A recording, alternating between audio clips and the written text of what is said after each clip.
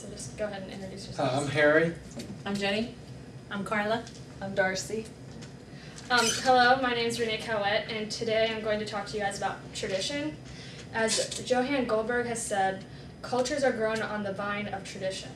But what exactly is culture?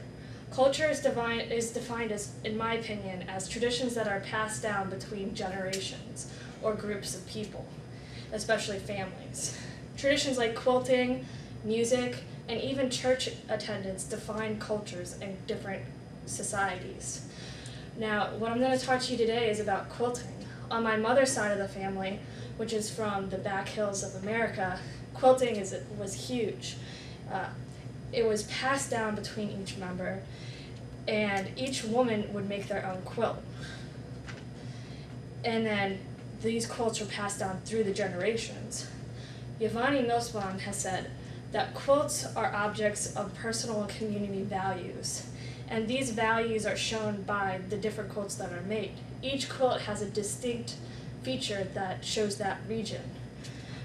For example, like the material used, you can only find in certain regions. Now, what exactly were these quilts used or made for or made by? These quilts were made by women, which shows gender roles of that society. Women usually stayed at home, they made clothing, and they used the scraps from the clothing to make quilts. They taught young girls how to sew at early ages. For example, my mom always talked about when she was in Missouri, she would go to her aunt's house, and her aunt would be on the porch quilting, and they'd have her quilt these 4x4 squares. And eventually these 4x4 squares would make these beautiful quilts. And then, like I said before, they used these scraps from the sewing from clothing to make these quilts. So you saw the different outfit material would be in the quilt. They're used especially in Missouri, for cold winters and also rainy falls and springs. Now, I'm going to talk to you about my mom's quilt. This is actually a 3-generation quilt. Well, it was made by my grandma Ryan, and if you'll look, there's actually an under quilt, and then my grandmother had it, and it was passed down to my mother, and it'll eventually be passed down to me, and so on and so forth. My mother actually made, on top of the first facing, a second facing, and a new back, which can be seen as the green. So, it was created from, like I said, different clothing. My mom has a whole bucket of different cloth that she's made different projects with, and eventually she'll use those projects to make quilts. And she actually made a quilt out of my sister's old soccer jerseys, so it also brings back memories. In conclusion, as the modern age progresses, these traditions really keep who you are as a culture. Like, I feel more connected to my past generations through these quilts, and I hope that I can pass down these traditions for my family. And our next speaker will speak on the tradition of music. All right, are there any questions? I have one question. You mentioned that there's distinct features involved in each quilt depending on where they come from. What is distinct about this quilt that ties it into the back hills of America from where your mom is from? Well, it would be the materials. It shows like the type of clothing that they wore. I didn't live in that era, so I can't say that this was a pantsuit that my grandmother made. But they used, like, my mom always talked about how her mom made pantsuits, and the extra material out of the pantsuits would be used in the quilts. So you can just see that these were probably, like, this is corduroy, so these were probably corduroy pants. I noticed at the very bottom of the quilt, I see anchors. What does that represent? Well, probably more than likely the military, because there's a lot of military tradition in my family, especially Navy tradition. You also mentioned Yanni earlier. Yeah, Giovanni. Giovanni? Who is Giovanni? Oh, he is a scholar, and he wrote about the regional differences of quilts and how, if you look at quilts, each quilt from different regions have distinct patterns. Because you know how this is a block quilt, and there's different types of quilts. Like there's the flower quilts, and how the quilts are constructed, what's used in the quilts, like, really defines the region. And he was correlating these different types of quilts to the different regions. Has your mom taught you how to quilt yet? Yes, when I was really little, but I'm actually more into cross stitching.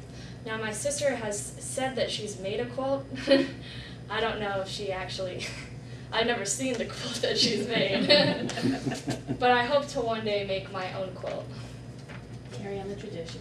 Yeah. So when you make the quilt, were you gonna lay over this, your material, to put a different layer on it? It's Well, unique to you? I would like to fix this up a little bit, because I mean, Well, the layer of scrap, is that your mom's layer that she Well, had put on? the bottom layer is actually in better condition than the top layer. But she put the top layer to protect the bottom layer. But now there needs to be a protection for the top layer. How long ago did she do that layer, your mom? This is probably, she did this when she was living in California. So I don't know if it was, I think it might have been even before I was born, so it's been over Wow. 20 years.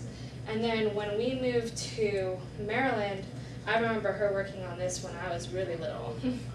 It's just the backing, because the old backing was starting to wear away. And if you really feel the quilt, this is a heavy quilt. Now, I noticed on the front, it looks like you got a lot of the yarn to piece it together. Now, on the back side, is there like a design that was actually stitched onto it? Or is that just the type of material that she used? I don't actually know. She has the sewing skills to, she wouldn't hand sew this, she would machine sew this. But I don't know if she actually did or if this was actually the material. It looks like she did because it's not machine perfect. And then she just used tacking, which my mom loves to do if you see all her quilts. But we have, like, this is just one of the quilts that I was debating on bringing some of the other ones, like there's a few flower quilts that her aunts made, and which are in a lot better condition than these, but this is the oldest.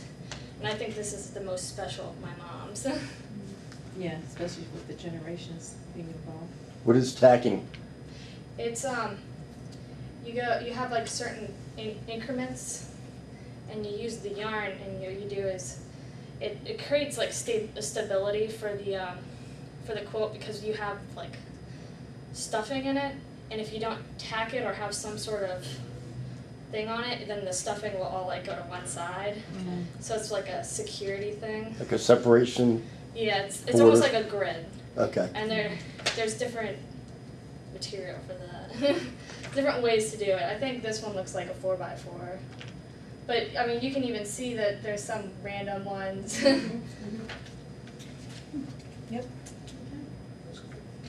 That's cool. Very nice. Good job. Yes. Good job, yay. Oh, we can go ahead and cut it off then.